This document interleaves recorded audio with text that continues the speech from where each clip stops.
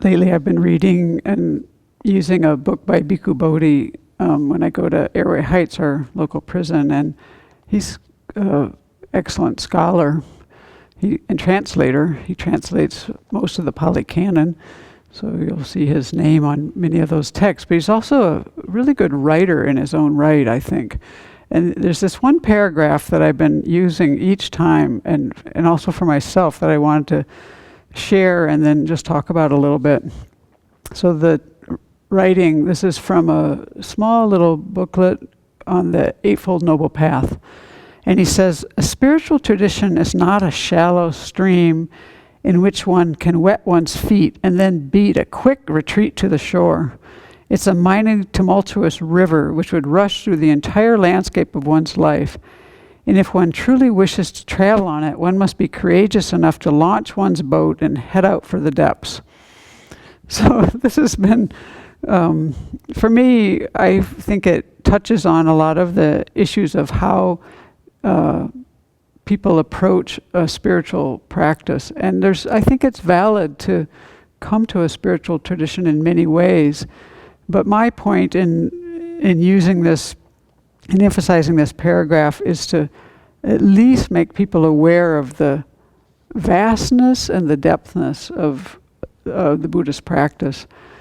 So I think Venerable Chodron was recently explaining her concern that with the prevalence of mindfulness practices in society in general, that it's been taken out of a context, which is fine for those uses, but it shouldn't be construed that these practices are only for the purposes that people are learning them now in many secular ways, in psychology or other ways. And so I think it's really,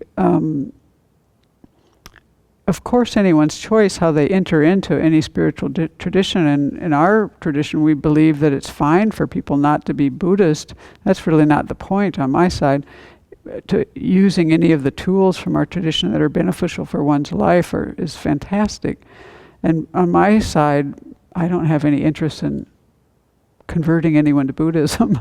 That's not anything I have interest in. In fact, to tell you the truth, if someone I met came here to study and decided that they were Christian, I would be just as happy, because that's what's working for them at this time.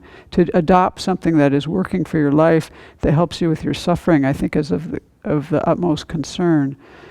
Then again, for myself, I follow this practice, and I love this this particular paragraph, because it helps me to realize that there is this courage that is needed, that you have to, at some point, if you want to go to the depth of a practice, have the courage to focus and go deep, and then know what the practice has to offer to you.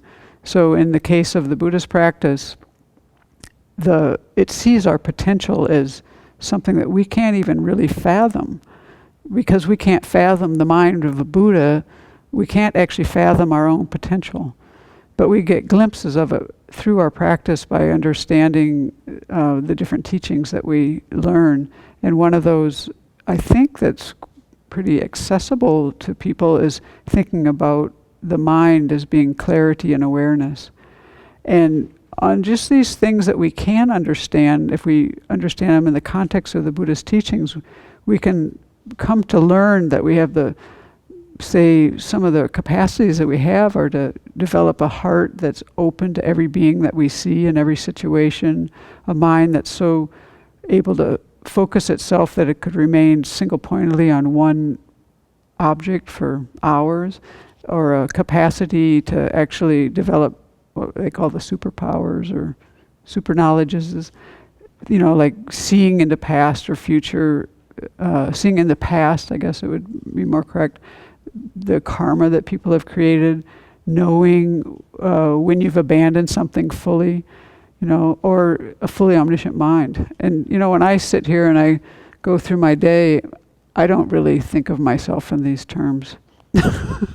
So I find it helpful to use this kind of metaphor here something that could rush through the entire landscape of one's life.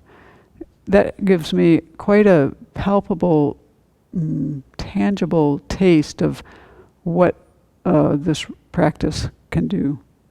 So I'll read this again and you can just think about it for yourself. A spiritual tradition is not a shallow stream in which one can wet one's feet and then beat a quick retreat to the shore. It's a mighty, tumultuous river which would rush through the entire landscape of one's life. If one truly wishes to travel on it, one must be courageous enough to launch one's boat and head out for the depths. So this is our potential.